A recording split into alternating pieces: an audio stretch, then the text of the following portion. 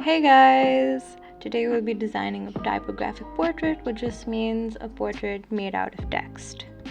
So this is the reference image I'll be using. I have converted it to black and white and increased the contrast so that there's enough difference between the lights, the midtones, which is like the gray values or colors, and the darks, the blacks, right?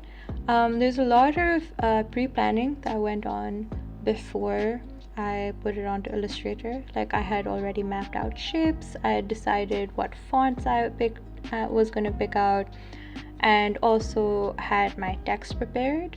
So in this one, the concept was find an find a punctuation mark that resonates with you or represents your personality, and then write a paragraph based on it. So here's the paragraph. As you can see, I've tried out a lot of different fonts, and the fonts I ended up choosing were Miss Fitzpatrick and Magic Retro, only because I felt like one of them had like thick, chunkier shapes, and the other one was a lot more delicate, but it had very interesting strokes, which you will see later. And so the trick is, when picking fonts to make a typographic portrait, you have to make sure to look at the words and the letters in the font as just shapes. So you can either pick a font with a very large font family, which just means it has regular, thin, bold, and all of those like different variations of the same font, or you could pick two very different fonts, but the fonts you end up picking should probably go with your concept, if you have a concept for the piece, which always helps tie it all together. So this is the punctuation mark I used for this. It's called the interrobang, and it's a combination of an exclamation mark and a question mark. So when it comes to creating shapes with text and typography, it's really important to look at the individual words and letters as shapes. And then you know how you would end up shading a piece, or like when you're drawing or illustrating, you look at everything in terms of lights and darks and midtones. So it's a similar approach. It's just a little bit out of our comfort zone, thinking of words as just a graphic element or as just something that you can design with. So in order to make it easier, so I've used a bunch of different techniques. This one is, I created lines first that wrapped around the hair, and then I just used a type on path tool that you can see on the screen in order to copy and paste my text onto the hair.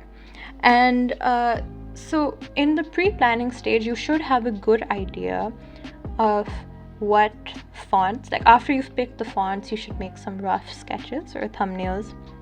You can use tracing paper for it, or if you have an iPad or a tablet, then you can just like draw a doodle on top, just to know which font goes on which place.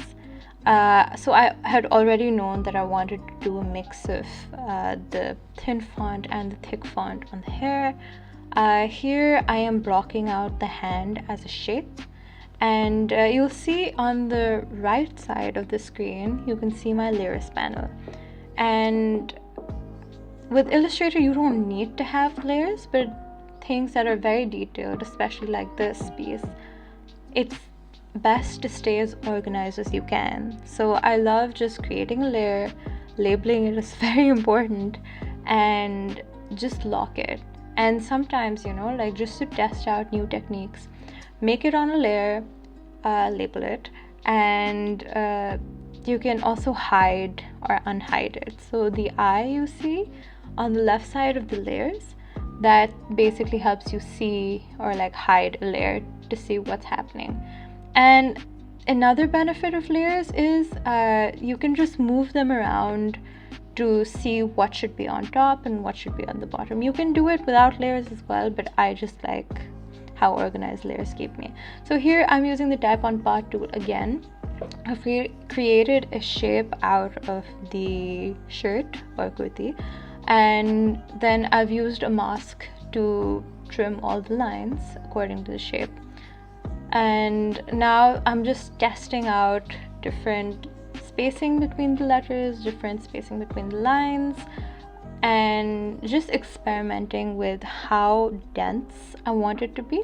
So another technique with approaching a project like this is, if you want a place to be really dark, you can either pick a really thick bold font and increase the size of that font to a very large size, or if it's a word, then you can use kerning to your advantage. So you can just increase or decrease the amount of space between the letters in that word, and what that'll do is it'll end up making them a lot closer together, and it's going to look more like a shape instead of just a word. So I've used that here a lot because even when I was even with the hair, right, like when I had separate sentences, because they're all on different lines, when I use the type on part tool, then I can just shift the spacing of the lines, so I don't need to use a separate tool to change the spacing between the lines. So when working with a lot of text on Illustrator, it's best to expand the objects. So here you will see that I'm working with them as text, and here for the lips, because they're so dark, in order to create that whole shape, I'm individually aligning and like tilting the different words and changing their sizes and overlapping them.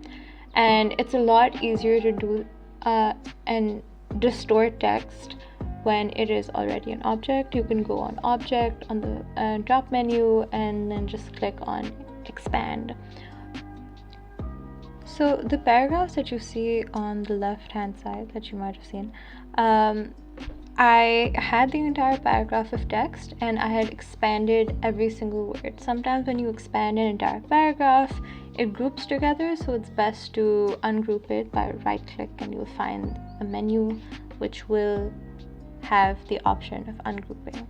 Another tip is, because the file does get really heavy and like there's a lot going on in this file, I had a separate file with just the actual text, and then another paragraph which I had expanded entirely, and any elements that were repeating, for example with the eyes or something, that I tend to just keep them on that file as well, so that this one doesn't get too heavy and I can just copy paste those repeating elements that I know I will need again.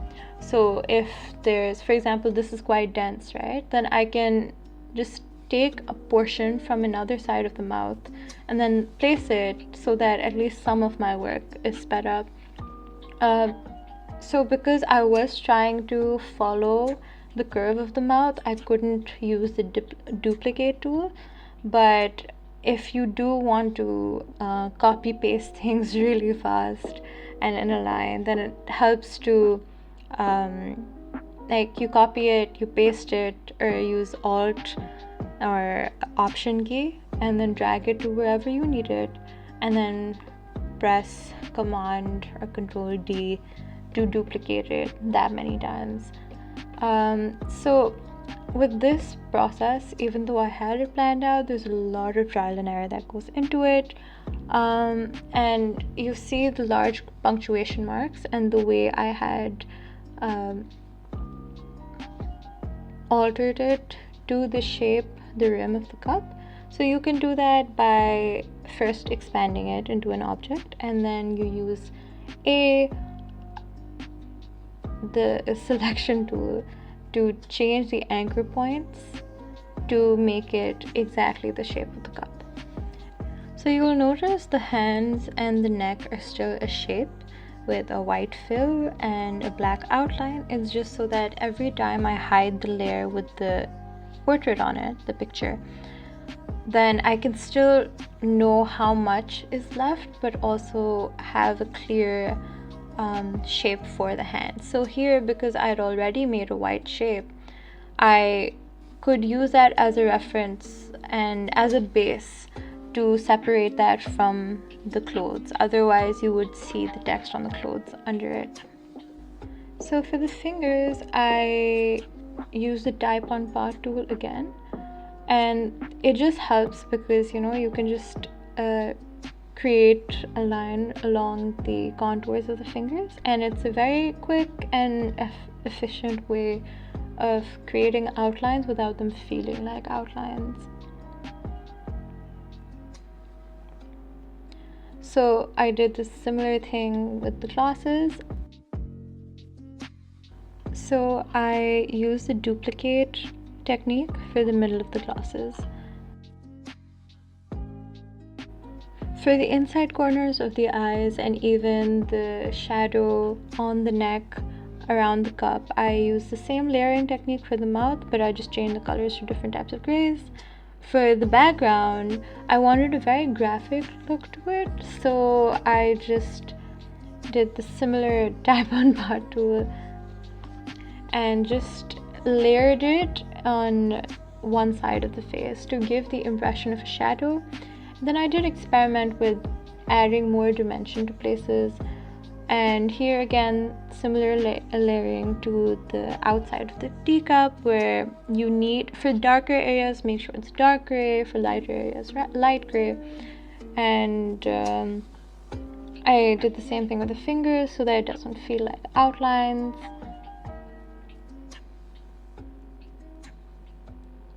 This is a very time-consuming process, but it's okay because the results will be worth it. So if you don't want to do a dark gray for when you're layering, then you can just overlap in places where you want it to feel darker, and the words that are more spaced out will automatically feel lighter than the ones that are densely overlapped on top of each other.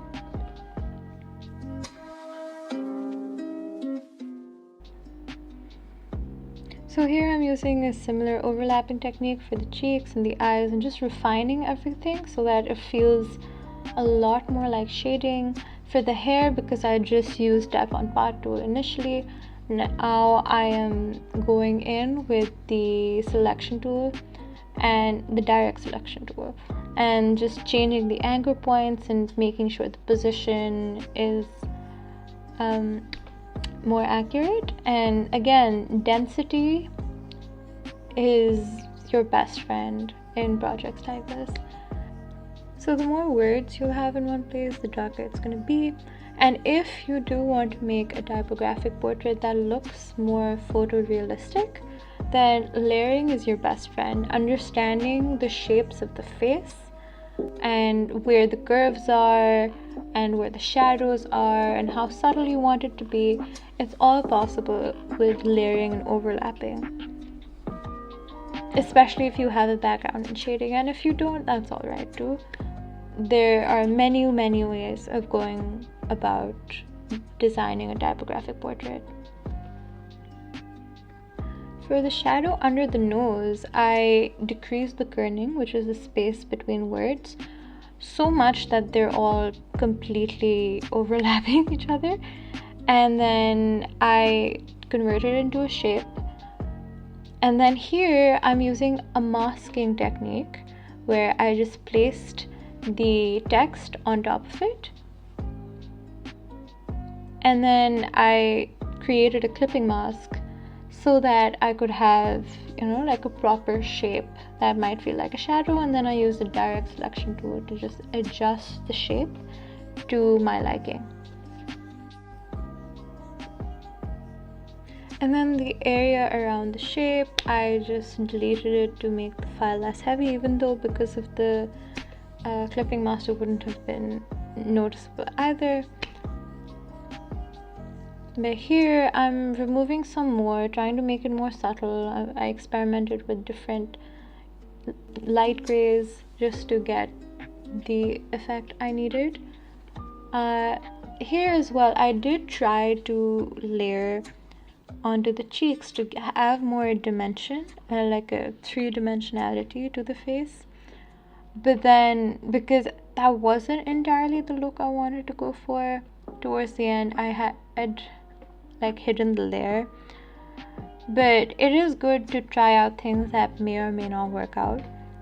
and time is also something that can be considered and taken into consideration. So for the eyebrows, even though I did have like a big bold shape in the form of just that word, I layered it with the thinner, lighter font as well. It gives it more dimension and makes the face look less flat, and it's a good contrast to my approach with the background.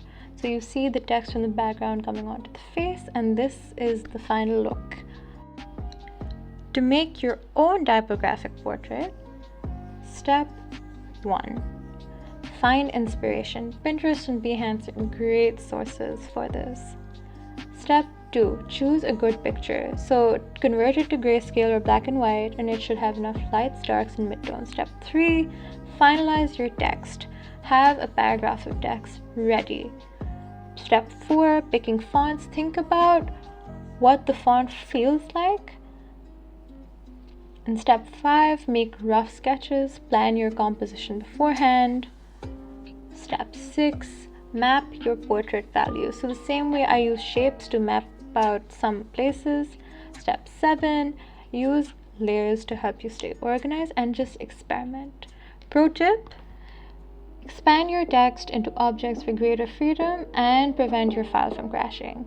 Thank you for watching. Please like, share, and subscribe, and I will see you next Sunday. Bye.